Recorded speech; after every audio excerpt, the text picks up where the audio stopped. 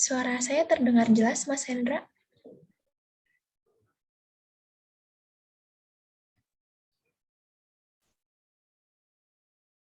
Jelas, benar. Oke, saya izin mulai terlebih dahulu ya, Mas ya.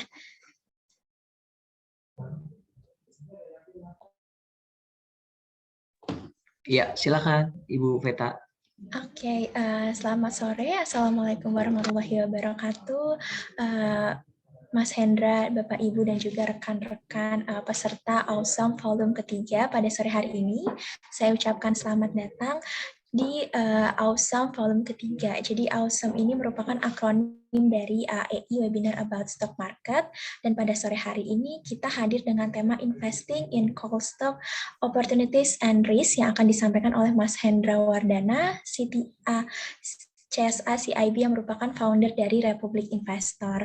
Dan webinar di sore hari ini akan dimoderatori oleh saya sendiri, Nola Sweta, selaku Sekretariat dari Asosiasi Analis Efek Indonesia. Sebelumnya, saya izin untuk memperkenalkan AEI terlebih dahulu ya, Mas Hendra, Bapak, Ibu, dan rekan-rekan semuanya. Jadi, Asosiasi Analis Efek Indonesia ini merupakan organisasi nirlaba yang dibentuk oleh para analis efek dan beranggotakan para analis efek juga yang telah memiliki sertifikasi RSA, yaitu Regular Securities Analyst, dan juga CSA, yaitu Certified Securities Analyst. Dengan kegiatan yang bergerak di bidang pasar modal, salah satunya adalah Awesome yang sedang berlangsung di sore hari ini. Dan saat ini AEI bersama dengan CSA Community juga sedang menyelenggarakan rangkaian dari CSA Awards yang diisi dengan rangkaian kegiatan yang saat ini tuh sudah berlangsung, salah satunya yaitu adalah CSA Research Competition, dan kemudian akan ada unboxing emiten, Market Outlook 2024, dan juga CSA Awards 2023. Dan kedepannya AEI akan lebih aktif untuk memberikan edukasi dan informasi mengenai pasar modal melalui live Instagram dan juga Zoom seperti sore hari ini. Seperti itu kurang lebih Mas Hendra, Bapak Ibu, dan rekan-rekan semuanya. Jadi bisa update ya di Instagram AEI untuk melihat konten-konten edukasi dan juga rangkaian acara dari CSA Awards. Seperti itu. Mas Hendra, mungkin kita ke Mas Hendra dulu, kita sapa dulu ya Bapak Ibu, rekan-rekan. Mas Hendra, bagaimana kabarnya hari ini, Mas? Alhamdulillah baik Ibu Veta, teman-teman yang lain. Semoga semuanya dalam keadaan yang baik. Oke, baik.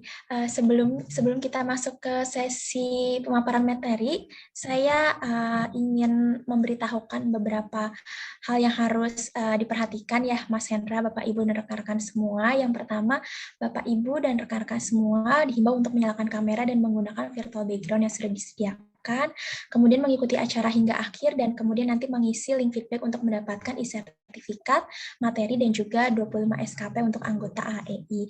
Dan apabila nanti ada pertanyaan, itu nanti bisa ditulis di kolom chat atau mungkin raise hand ketika sesi tanya jawab untuk nanti kemudian bertanya secara langsung kepada Mas Hendra.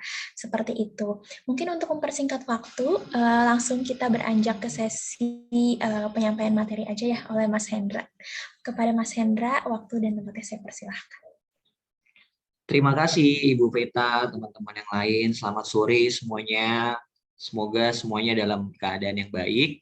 Perkenalkan, nama saya Hendra Wardana. Saya founder dari komunitas Republik Investor. Saya juga founder dari komunitas Stokno.id.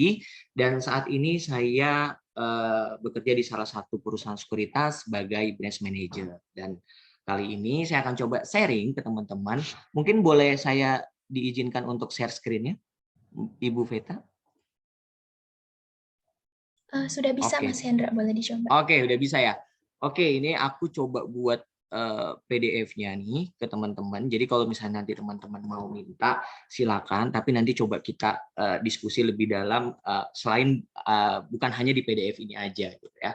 Oke, saya di sini dikasih tugas untuk menyampaikan materi mengenai opportunity and risk terkait dengan batu bara. Nah, tapi sebelum kita melihat peluang atau resikonya di tahun 2023, mungkin saya coba akan update ke teman-teman mengenai batu bara di tahun 2023 ini akan seperti apa sih arahnya gitu kan. Nah, di sini juga kebetulan ada Pak Antoni nih, ada Pak Adi, ada Pak Adik. Apa kabar, Pak?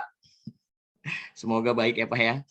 Oke, saya akan coba update harga batu bara dulu di tahun 2023. Jadi teman-teman yang kita ketahui bahwa batu bara per Mei 2023 itu melemah 135 per metric ton. Nah, melemahnya ini 50,15 poin dengan persentase 27%.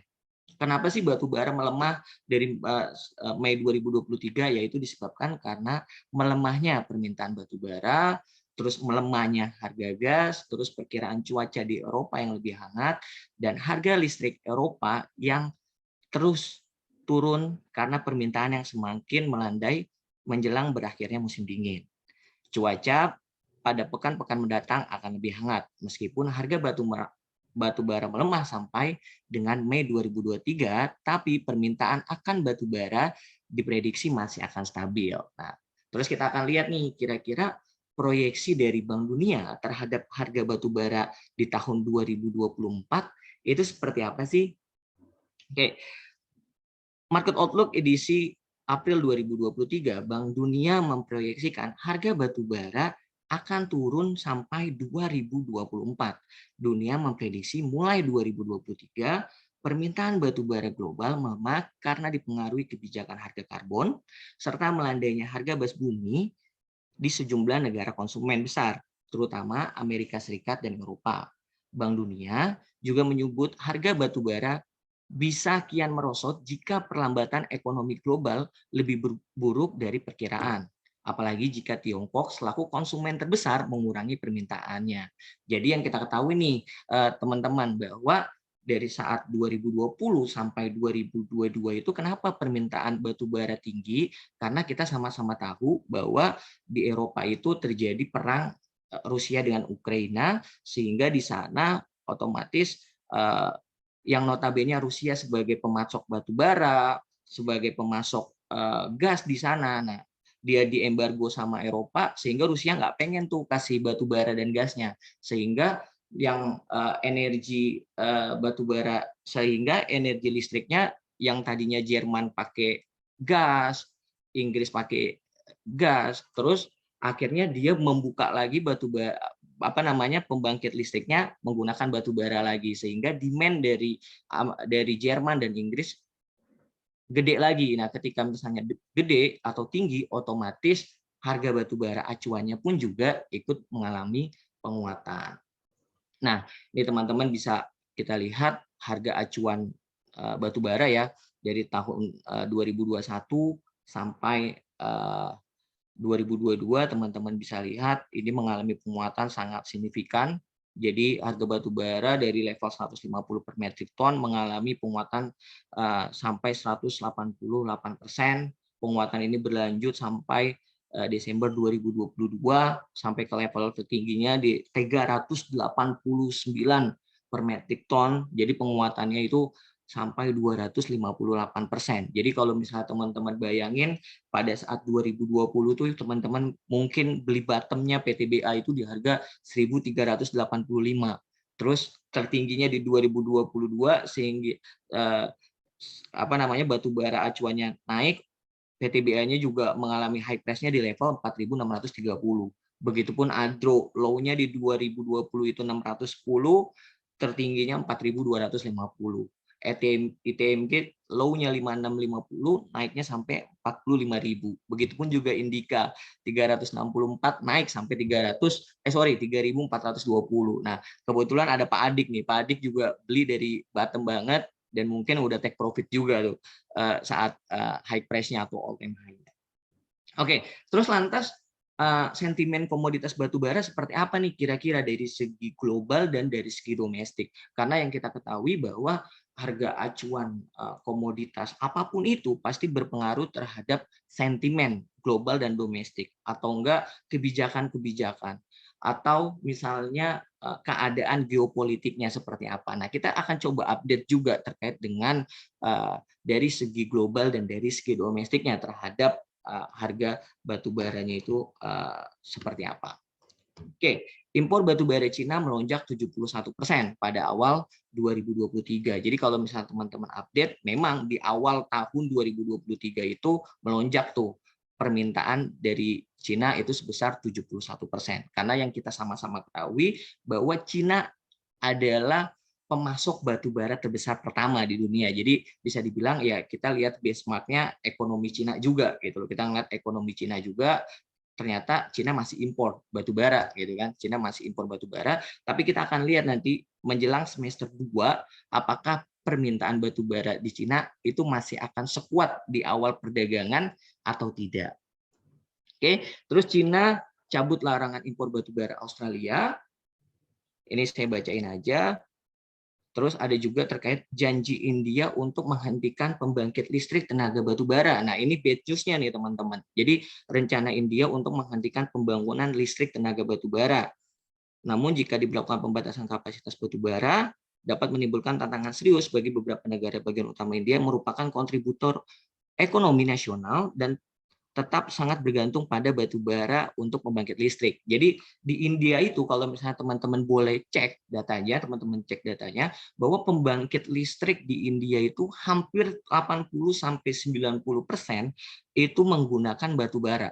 Jadi kalau misalnya Indonesia, misalnya di sini PLN menggunakan batu bara mungkin 50-60%, tapi kalau di India itu 80-90%. Jadi kita juga harus tahu nih update-nya di sana seperti apa. Pertama Cina, yang kedua adalah India. Karena kenapa? Karena demand-nya pun juga berpengaruh terhadap negara di India. Jadi apalagi isunya India pelan-pelan pengen menghentikan pembangkit listrik tenaga batu bara. Nah, pasti ini dampaknya akan berdampak negatif terhadap harga acuan batu bara itu sendiri. Oke, nah terus ada Jerman, sumber tenaga listrik Jerman menggunakan angin atau menggantikan batu bara. Jadi ini salah satu bad news-nya juga di tahun 2023. Nah, ini good news-nya, produksi batu bara kuartal 1 sampai 170,2 juta ton, itu dari dalam negeri, ya kan? Nah, ini berita selanjutnya, Cina India borong batu bara Indonesia, ini positifnya. Nah, ini positifnya. Nah, sebelum itu saya akan coba bahas kenapa sih PTBA, Adro, ITMG itu sahamnya naik gila-gilaan. Nah, ternyata laporan keuangannya pun juga naik di tahun-tahun sebelumnya. Jadi saya akan coba bahas.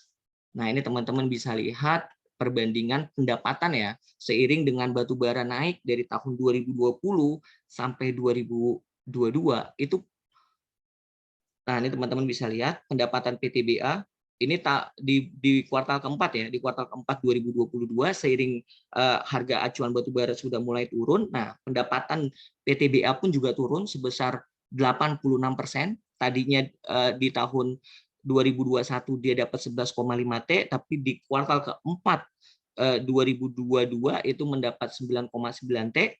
Laba bersihnya turun 46% dari 2,6 T jadi 1,1 triliun.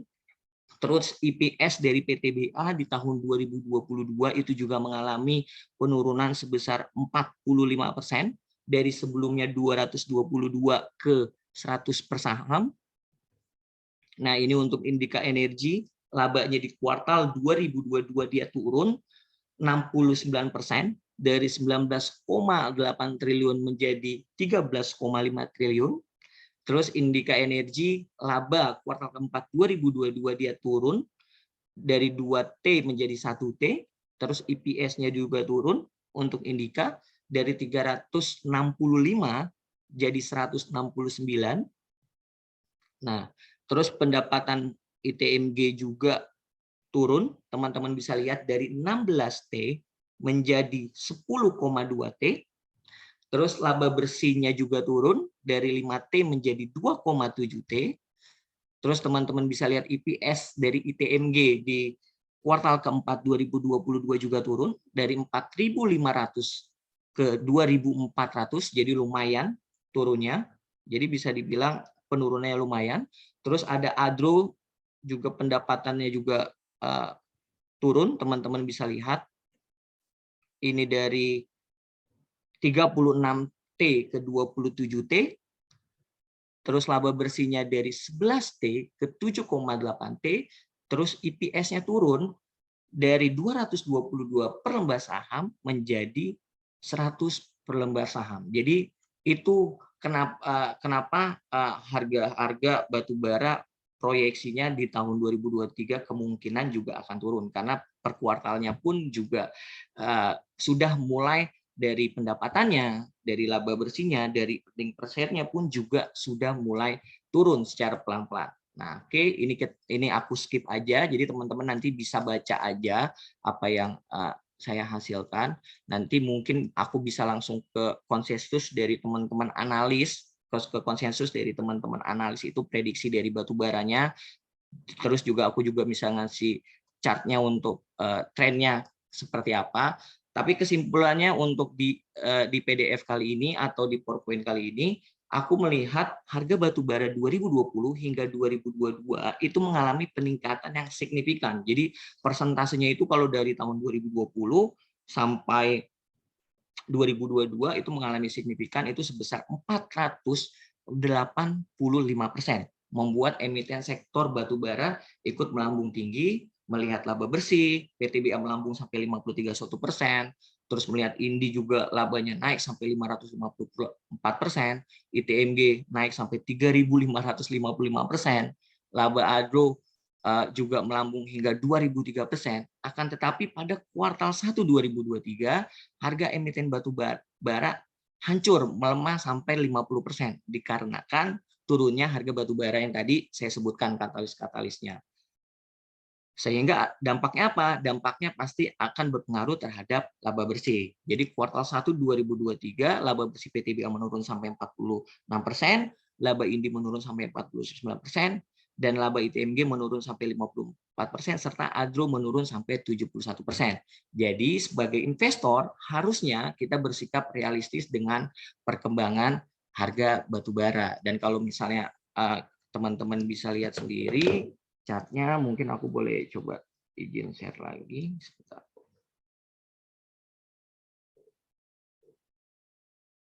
Oke, nah ini aku kelihatan tampilan baru nggak, Bu Veta? Belum terlihat, Mas Hendra. Ini udah kelihatan datanya yang baru aku di Excel? Kelihatan nggak? Mungkin Oke, bisa sebentar stop share dulu, Mas, nanti diulang Oke, share. stop share. Oke, sip. Oke, ini udah kelihatan ya? Sudah, Mas, sudah terlihat. Oke, ini data dari Bloomberg yang saya ambil selama 1 tahun. Bukan selama 1 tahun. Selama dari awal Januari sampai tanggal 19 Juni kemarin. 19 Juni kemarin, aku coba tarik datanya, ternyata asing itu net sell di sektor batubara itu sebesar 1,3 triliun. Jadi teman-teman bisa lihat di sini. Nah, kalau bumi dia asing net buy 639 miliar, Harum dia net buy sebesar 171 miliar, tapi di saham-saham seperti Indika Energy dia asing net sell selama dari awal tahun ya. Dari awal tahun dia net sell asing sebesar 79 miliar. Terus juga ada PTBA dia net sell asing sebesar 253 miliar. Terus ada Adro net sell sebesar 339 miliar. Ada ITMG net sell 449 miliar, dan ada UNTR sebesar 913 miliar. Jadi bisa dibilang ya sentimennya juga kurang bagus, apalagi harga coal naiknya udah sangat signifikan, dan asing ternyata juga masih net sell terus nih terhadap sektor batubara, terhadap saham-saham seperti PTBA, Agro, ITMG, dan UNTR gitu. Tapi bagaimana kalau misalnya dari segi peluangnya gitu kan, karena kita dari tadi bahas resikonya aja. Nah, peluangnya seperti apa ya? Peluangnya mungkin bisa memanfaatkan sentimen-sentimen jangka pendek seperti katakanlah PTBA dia akan membagikan dividen, mungkin bisa untuk trading jangka pendek gitu. Oke, mungkin itu dulu untuk di awal Mbak Veta. Jadi kalau misalnya teman-teman ingin yang ditanyakan, silakan ditanyakan, kita sharing-sharing aja. Aku izin stop dulu berarti ini. Oke, baik. Bagi Bapak, Ibu, dan rekan-rekan semua yang ingin bertanya di sesi tanya jawab, bisa raise hand atau mungkin menuliskan pertanyaannya di kolom komentar ya. Nanti akan saya bacakan pertanyaannya.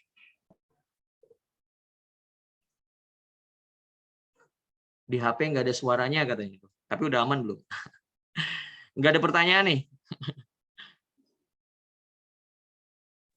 Kayaknya pada sepaham ya. kayaknya pada sepaham pada ngurangin portofolio batubara nih kayaknya. Kalau Pak Adik udah sama saya, terus ada Pak Hendra ya, terus ada Pak siapa lagi tuh. Pasti dari awal kita sudah dari awal tahun pasti saya bilang kita sell on strength batubara, karena pasti batubara di tahun 2023 itu kinerjanya tidak akan sebaik di tahun 2021 dan 2022 gitu. Pasti tidak akan sebaik 2021 dan 2022. Karena ketika misalnya kita investasikan suatu saham, pasti kan kita pengen melihatnya laporan keuangannya atau labanya pasti tiap tahunnya lebih baik gitu. Tapi kalau misalnya sektornya tidak mendukung, ya otomatis ya kita cari instrumen atau cari saham sektor yang lain yang jauh lebih potensial gitu. Walaupun ada opportunity di sana, tapi untuk jangka pendek. Ada yang tanya, kalau nggak ada yang tanya aku coba share data lagi. Jadi aku coba ambil data dari Bloomberg. Ini beberapa konsensus dari analis. Ini aku coba kalau misalnya teman-teman pengen ngitung sendiri boleh aja, tapi di sini kita udah bisa cek ya dari teman-teman analis itu target price-nya untuk saham Adro di berapa. Nah, jadi ini teman-teman bisa lihat ini datanya aku ambil dari Bloomberg itu tanggal 13 bulan 6. Jadi ini ada yang rekomendasi buy terhadap Adro itu sebanyak 66%, hold itu 30% dan merekomendasikan sell itu sebanyak 3%. Jadi BCA Sekuritas itu merekomendasikan untuk saham Adro itu hold dengan target 2.240. Nah, ini Sinarmas ini netral dengan harga 2.200. Terus ada Citi. Nah, Citibank ini targetnya lumayan jauh tuh. Mas Hendra, sorry, udah diganti belum ya share screen-nya di sini masih file manager nih, Mas. Oke, sorry. Coba aku stop dulu. Oke. Kelihatan? Belum terlihat, Mas. Belum kelihatan? Iya. Oke, sorry. Kelihatan? Sudah. Oke. Nah, ini data yang aku ambil dari Bloomberg. Jadi teman-teman bisa lihat di sini. Jadi ini adalah rekomendasi dari beberapa analis terkait dengan target atau konsensus dari saham Adro. Jadi teman-teman bisa lihat ini data yang aku ambil tanggal 13 bulan 6. Nah, ini ada beberapa sekuritas merekomendasikan 66% merekomendasikan Adro itu buy, 30% hold dan sell itu sebanyak 3%. Nah, di sini teman-teman bisa lihat. Nah, ini target dari BCA Sekuritas itu 2.240, jadi maintain ya targetnya ya BCA, karena bisa dibilang dia realistis lah, dia pasang target nggak optimis karena harga sekarang kan 2.260, nah dia 2.240. Nah, tapi yang menarik di sini ada Citibank, dia merekomendasikan buy dengan target 3.600. Nah, ini juga ada Indo Primer, targetnya di 4.650. Jadi ini beberapa target dari saham Adro gitu. Nah, kalau misalnya teman-teman pengen coba cari sendiri, bisa kira-kira harga wajarnya di berapa segala macam bisa. Tapi kayaknya waktunya nggak cukup kalau misalnya aku coba sharing di sini. Gitu.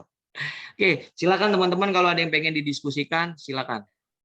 Mas Hendra, ini sudah ada beberapa pertanyaan ya di kolom chat. Mungkin bisa saya bacakan ya, Mas, satu persatu. Boleh. Ini yang pertama ada pertanyaan dari Bapak Wahyu. Perusahaan batubara yang sudah beralih ke EBT yang mana ya? Apa saja perusahaannya nih, Mas Hendra? Boleh yang lain dulu pertanyaannya, EBT tadi ya? Iya. Kalau pertanyaan selanjutnya, ini ada dari IAIB Indonesia. Ke depannya lebih baik switch ke portofolio apa?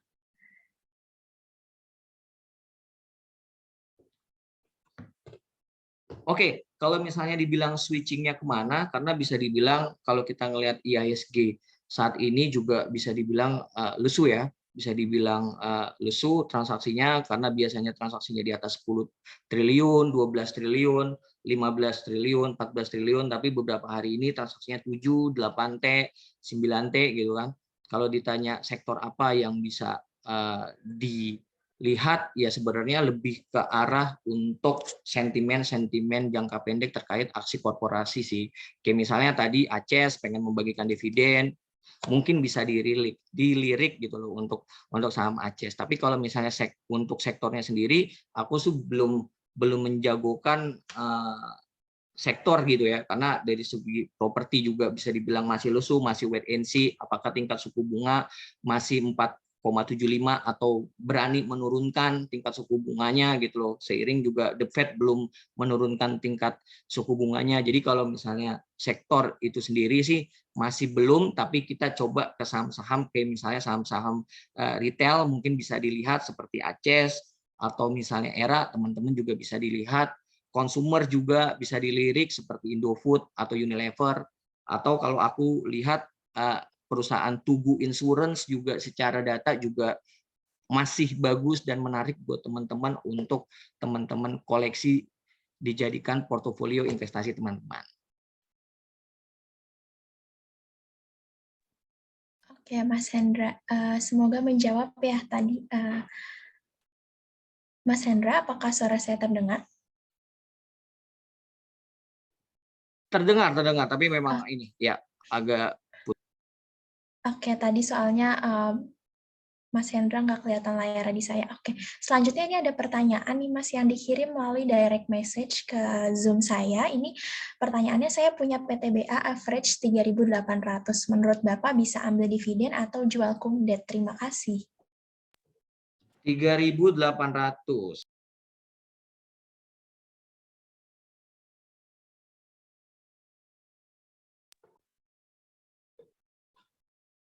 PTBA di berapa? 3.800. 3.800 average-nya. Average-nya 3.800. Kum dividennya 23, ex-date-nya 27, masih ada 2 hari lagi menjelang kum ya Pak ya. Jadi masih ada 2 hari lagi menjelang kum. Sebentar, saya coba cek.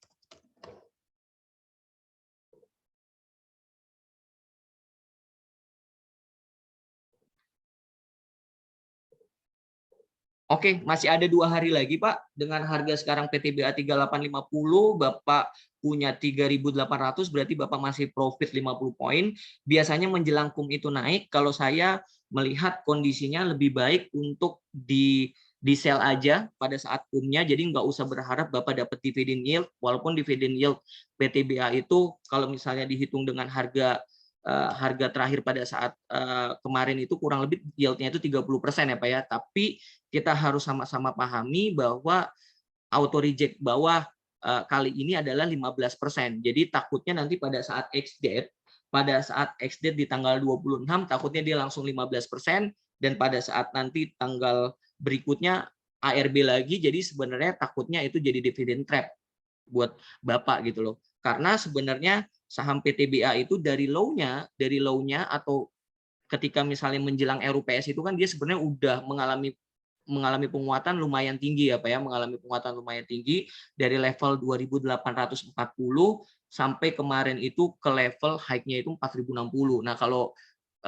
teman-teman yang ada di grup saya pasti sebenarnya udah apa ya, bisa dibilang udah memanfaatkan menjelang RUPS-nya aja gitu.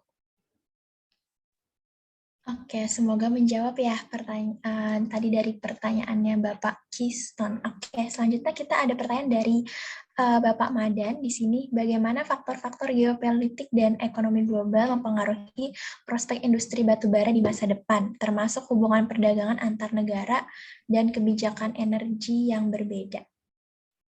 Waduh, ini pertanyaannya ini banget nih, kebijakan banget nih. Jawabnya juga agak bingung. Jadi poinnya intinya adalah terkait dengan batu bara, bisa dibilang Indonesia itu Pak, cadangan batu baranya Bapak boleh cek, cadangan batu bara Indonesia itu 40 sampai 50% lagi sebenarnya.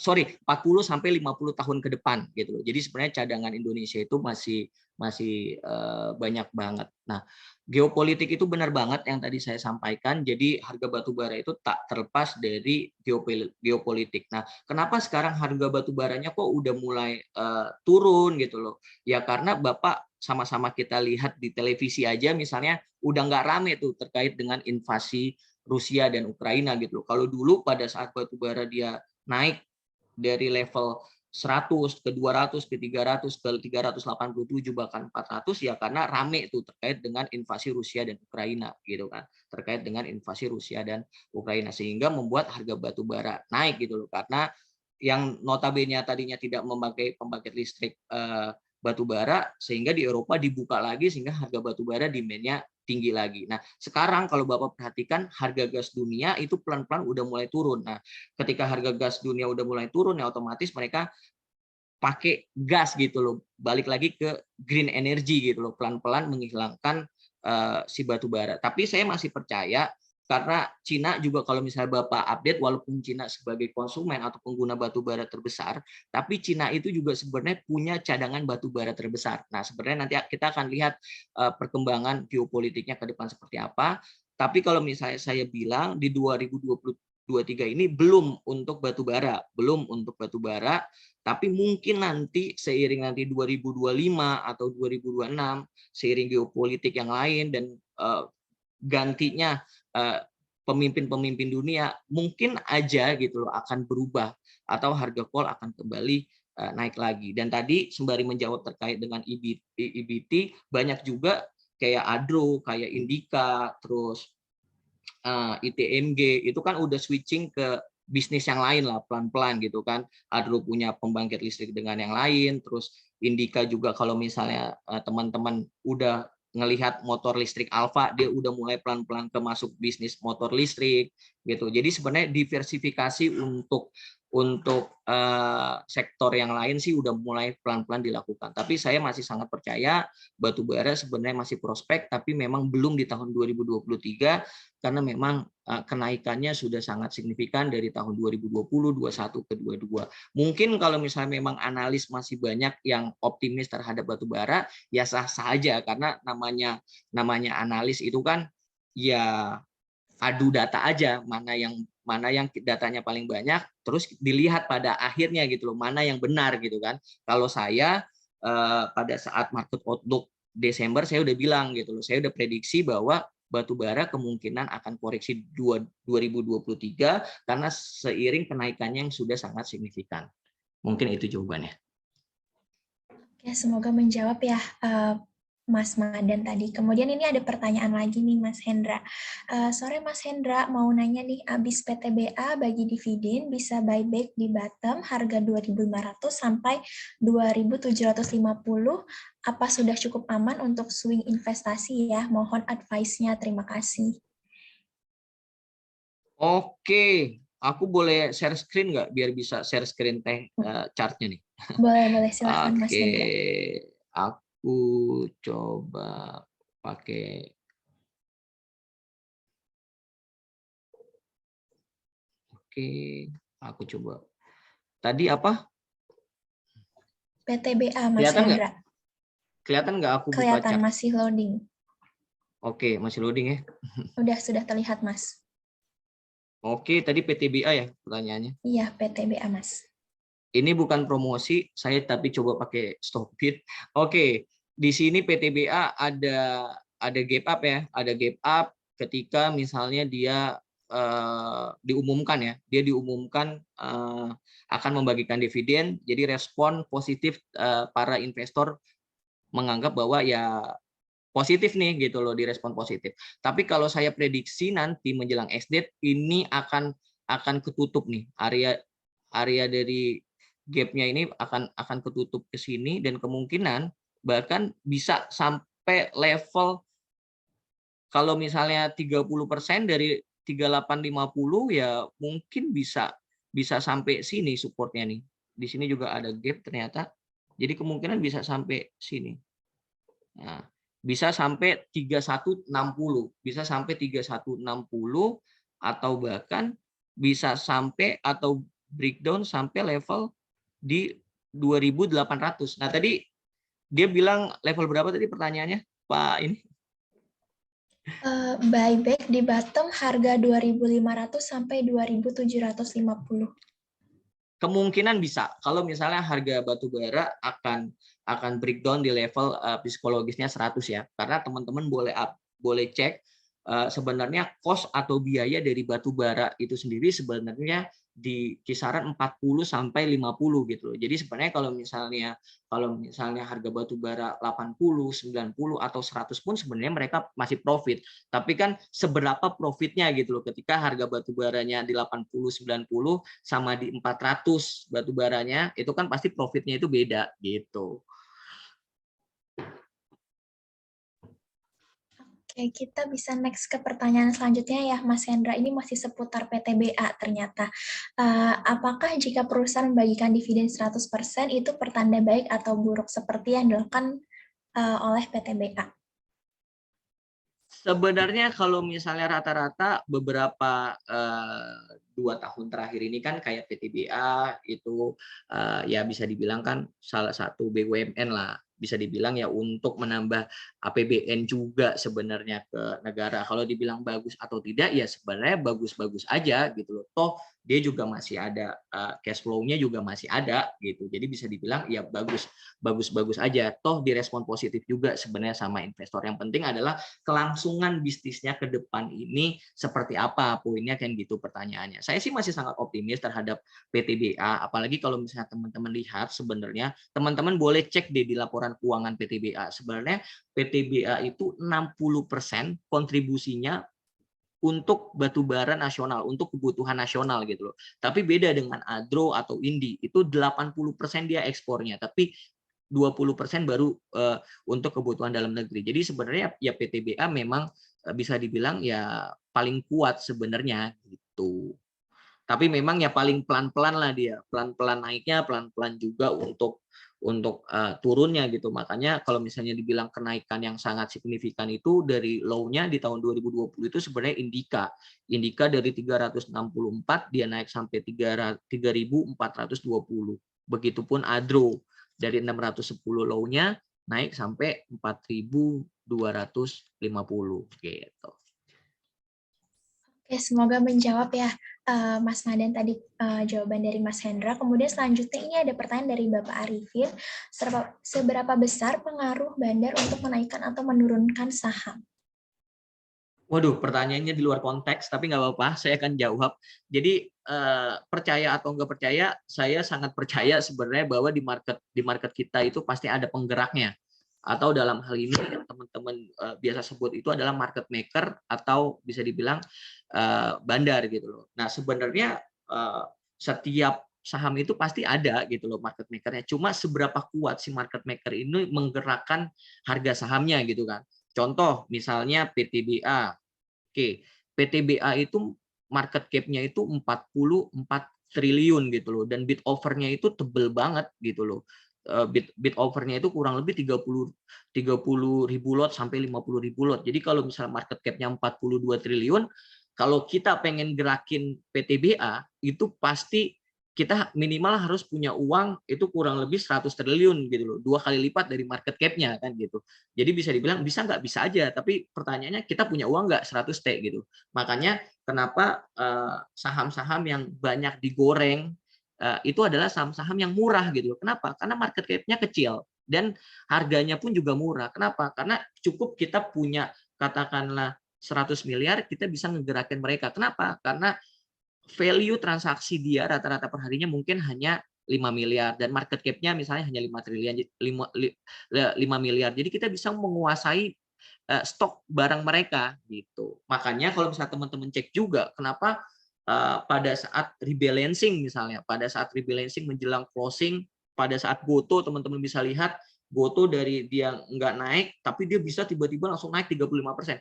Karena mereka beli langsung banyak gitu loh, beli langsung banyak dengan volume yang banyak sehingga harganya itu naik.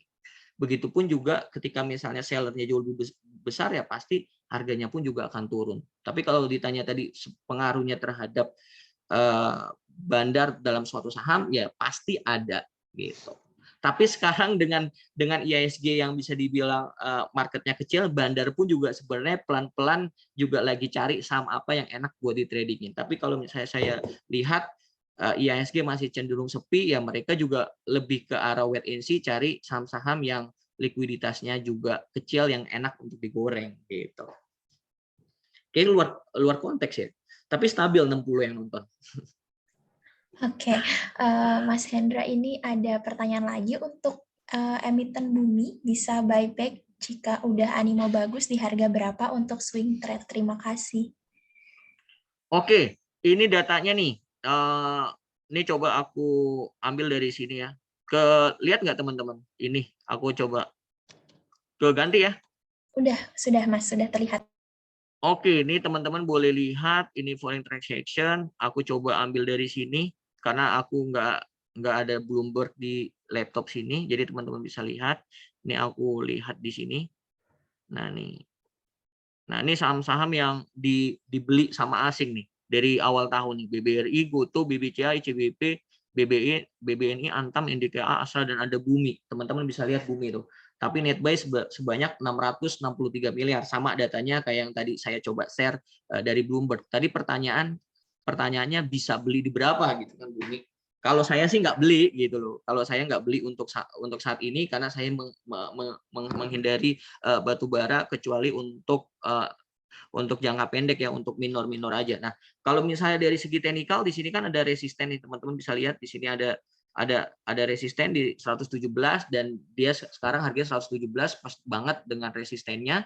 Jadi kalau misalnya seiring dengan harga batu bara mungkin yang menguat, teman-teman bisa coba buy on breakout kalau di level 117. Tapi kalau misalnya teman-teman pengen ngantri ya coba aja antri di level-level terdekat di sini 110. Kalau misalnya ada buyer dan volume yang kuat, teman-teman boleh masuk. Tapi saran saya perhatikan juga harga komoditasnya seperti apa. Karena suka nggak suka kalau trading di komoditas itu agak lebih ribet karena kita harus melihat harga acuannya seperti apa. Harga batu bara melihat acuannya seperti apa. Jadi contoh misalnya hari ini teknikalnya Bumi udah bagus nih kayak tadi tuh buy on breakout di 117 misalnya. Tapi besok harga batu bara Newcastle-nya misalnya turun 3% atau 4%, pasti paginya akan breakdown gitu loh. Pasti paginya akan breakdown. Kenapa? Karena psikologis investor terhadap harga acuan komoditasnya pun juga turun gitu. Pasti akan breakdown. Oke, mungkin itu. Oke, Mas Hendra. Selanjutnya ini ada pertanyaan lagi. Di luar sektor coal, apa sektor lain seperti nikel masih bisa diinvestasikan ya karena mulai ada mobil listrik? Oke, ngejawab itu sebenarnya jujur aku waktu itu tidak menjagokan batu bara dan tapi aku menjagokan nikel. Saya sangat menjagokan nikel terutama untuk Antam ya. Untuk Antam saya menjagokan Antam sebenarnya, tapi kalau misalnya dilihat benar sektornya di tahun 2023 ini sebenarnya katalis-katalisnya positif banget gitu loh terkait nikel. Katakanlah kemarin kalau teman-teman baca berita terkait dengan Pak Jokowi banyak beberapa mobil-mobil listrik itu pengen bangun pabriknya baterainya di Indonesia gitu ya, itu kan bumbu-bumbu sentimen, tapi implementasinya nanti kita lihat seperti apa. Tapi kalau misalnya dibilang menarik atau tidak ya sebenarnya masih menarik, tapi memang yang tadi saya bilang kondisi IISG-nya juga masih sangat lesu, jadi semua sektor rata-rata juga masih wait and see, masih meraba-raba. Tapi sebenarnya kalau dibilang optimis atau enggak nikel ya sebenarnya optimis, tapi bisa dibilang kita lihat lagi kondisi dari IISG-nya. Karena IISG-nya juga lesu, otomatis semua sektor juga akan berdampak dan saham pun juga pasti akan berdampak. Jadi kalau misalnya teman-teman lihat saham-saham yang bergairah pasti adalah saham-saham yang melakukan corporate action. Corporate action apa? Ya dia akan membagikan dividen. Contohnya kayak misalnya tadi Aces naik sangat signifikan karena dia tadi RUPS dan dia rencananya akan membagikan dividen hampir 80% dari laba tahun 2022. Nah, itu direspon positif. Jadi sebenarnya IISG naik, saham-saham yang naik saat ini adalah saham-saham yang sedang melakukan corporate action yang positif gitu. Oke, kayaknya detail banget tuh, komplit saya jawabnya. Oke, ini masih ada pertanyaan lagi nih Mas Hendra. Ternyata banyak ya yang didiskusikan di kolom chat ini, masih ada beberapa pertanyaan. Selanjutnya ada dari Bapak Philip. Sampai seberapa jauh perubahan royalti kontrak tambang terhadap emiten batu bara? Apa boleh diulas? Mas Hendra, silahkan. Sorry, gimana tadi pertanyaannya? Bagaimana atau seberapa jauh perubahan royalti kontrak tambang terhadap emiten batu bara, Mas Hendra? Royaltinya, Iya, royalti kontrak tambang terhadap emiten batu bara. Oke, kalau misalnya emiten kontrak batubara, kalau misalnya tadi kalau misalnya nggak salah, teman-teman boleh cek juga. Kayaknya data dari ESDM itu ada terbaru itu kalau nggak salah sekitar 120 atau 130 kontraknya. Kalau misalnya untuk batubara kebutuhan dalam negeri ya, gitu. Tapi ini kalau aku nggak salah baca, tapi teman-teman boleh dicek lagi datanya kontrak batubaranya seperti apa. Tapi kalau misalnya teman-teman itu untuk dalam negeri acuan dasarnya, tapi kalau misalnya teman-teman pengen melihat acuan global batubaranya seperti apa, teman-teman bisa cek di aplikasi banyak harga acuan batubara, terus komoditas-komoditas yang lain juga, jadi sehingga teman-teman punya benchmark ketika misalnya memilih emiten-emiten komoditas gitu. Oke, selanjutnya Mas Hendra ini ada yang bertanya cara nilai valuasi emiten batubara bagusnya pakai cara apa, Mas Hendra? Oke, sebenarnya sama aja ya, sama aja semua valuasi sebenarnya sama aja. Sebenarnya kalau misalnya teman-teman melihat di aplikasi manapun, sebenarnya sekarang udah banyak banget aplikasi manapun saya sebutkan bukan promosi sekali lagi, misalnya teman-teman boleh pakai Bloomberg, teman-teman udah bisa ngelihat rasionya di sana dengan jelas, Stockbit juga teman-teman juga bisa ngelihat. Intinya kita lihat aja secara EPS, secara PBV yang sederhana aja, tidak usah pakai valuasi yang ribet-ribet. Poinnya adalah kita ngelihat dia sudah murah di sektornya atau tidak. Ketika misalnya sudah murah, kita lihat momentumnya dari analisis teknikal itu bagus atau enggak. Kalau misalnya bagus, ya udah beli gitu loh. Tapi kalau misalnya dari udah over value dari fundamentalnya, terus dari teknikalnya juga tidak bagus, ya udah tidak usah dipaksakan. Lebih baik wait and see, pilih sektor yang lain yang jauh lebih kira-kira menghasilkan probabilitas return yang paling tinggi buat teman-teman gitu. Oke, semoga menjawab ya. Kemudian ini next question Mas Hendra, kalau ITMG kontribusinya lokal atau internasional? Oke, jujur kalau ITMG saya belum update di laporan keuangannya terkait dengan kontribusi dari domestik dan globalnya seperti apa. Tapi yang teman-teman harus waspadai adalah sebenarnya dari semua sektor sebenarnya itu harga sahamnya itu pasti secara chart atau secara tren itu polanya hampir sama. Jadi kalau misalnya teman-teman lihat Adro, PTBA, Indika ya sekarang trennya udah mulai downtrend, jadi teman-teman boleh dihindari, apalagi ITMG dari high price-nya 45.000 sekarang udah ke 24.000, jadi kurang lebih udah diskon hampir 50%. Nah, teman-teman juga bisa ambil contoh pelajaran. Ini saya coba share screen ya, teman-teman, sebentar. Saya coba share screen. Oke, kelihatan ya?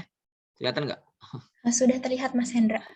Nah, teman-teman bisa lihat nih ITMG nih. Saya kalau nggak salah di sini adalah X date-nya nih di tanggal 6 bulan 4 lah pokoknya segitu. Dia gap down dan habis dia gap down X date-nya pasti kayaknya X date-nya. Ini X date-nya dia gap down dan sekarang itu di harga 24.000. Jadi bisa dibilang sangat terdepresiasi atau mengalami koreksi sangat signifikan gitu. Jadi opportunity atau bisa dibilang resiko untuk trading di batubara, kalau saya menilai saat ini resikonya tinggi, tapi peluangnya tetap ada untuk kayak tadi PTBA mungkin Kamis atau Jumat besok masih potensial untuk trading cepat, tapi ya 1%, selisih 1-22% kalau dapat udah kabur karena kemungkinan habis X date atau pas X date-nya pasti langsung ARB.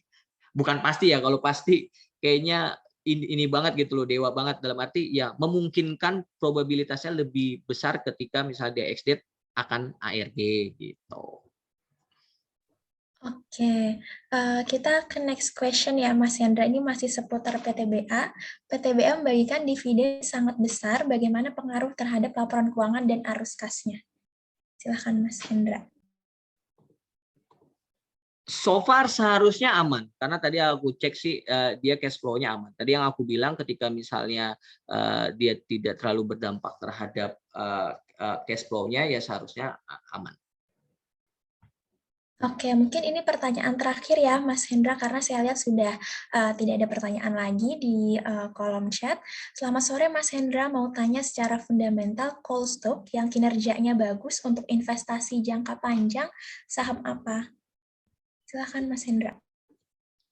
Oke, kalau misalnya untuk jangka panjang, saya menjagokan untuk saat ini, saya menjagokan Adro dan PTBA.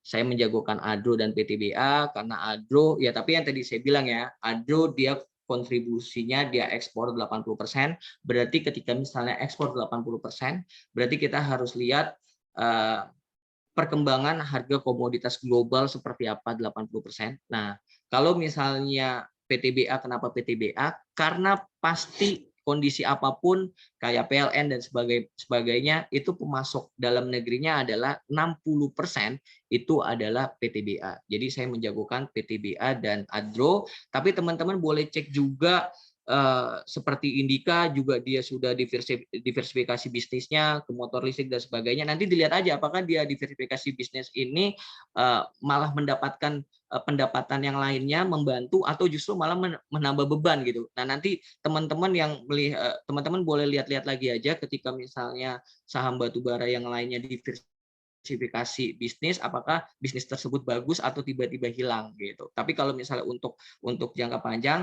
dengan melihat bisa dibilang cadangan yang sampai yang cadangannya masih banyak batubara itu PTBA sama Adro. Oke, mungkin ini last question ya, Mas Hendra, masih masuk satu lagi. Boleh diulas fundamental UNTR yang akan masuk sektor nikel? Mungkin boleh diulas secara singkat ya, Mas Hendra.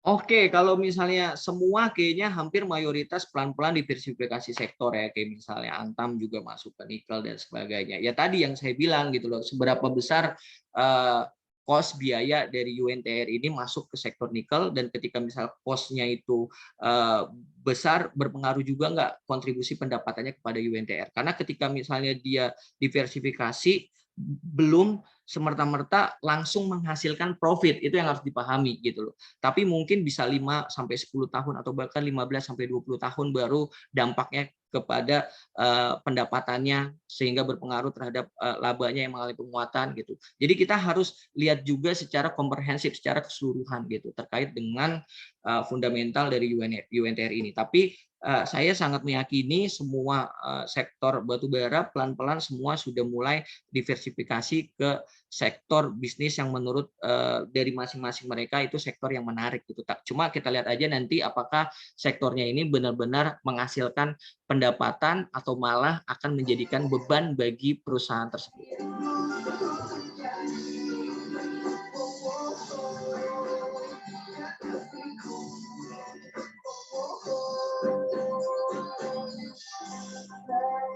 Semuanya fokus lagi, kita masuk ke pertanyaan kelima, double point.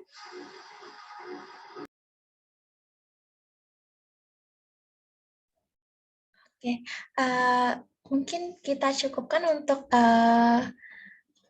untuk sesi tanya jawabnya ya Mas Hendra, karena sudah tidak ada lagi yang bertanya. Kemudian selanjutnya Bapak Ibu saya sudah kirimkan link feedbacknya di kolom chat. Bapak Ibu bisa mengisinya terlebih dahulu, karena nanti pengisian link feedback ini termasuk salah satu syarat untuk memperoleh materi dan juga e-sertifikat dan juga 25 SKP bagi anggota AAEI. Seperti itu. Mungkin sebelum kita beranjak ke sesi penutup, kita bisa sesi dokumentasi terlebih dahulu ya Mas Hendra, Bapak Ibu, dan juga rekan-rekan semua. Mungkin untuk yang belum on cam, bisa on cam terlebih dahulu.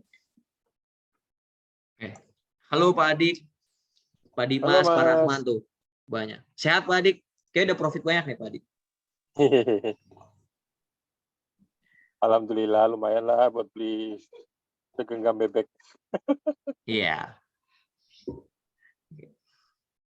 Oke, Bapak Ibu sudah on cam ya? Mungkin masih Disuruh ada lagi on yang cam mau malah on pada cam. takut. Kita untuk dokumentasinya ada 2 pose, ada pose kompeten dan juga pose cuan. Kita mulai dengan pose kompeten terlebih dahulu, seperti ini.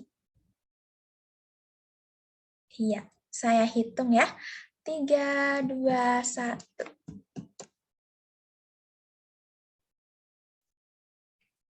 Oke, selanjutnya kita ke pose cuan, Bapak Ibu. Seperti ini. Saya hitung ya. 3, 2, 1.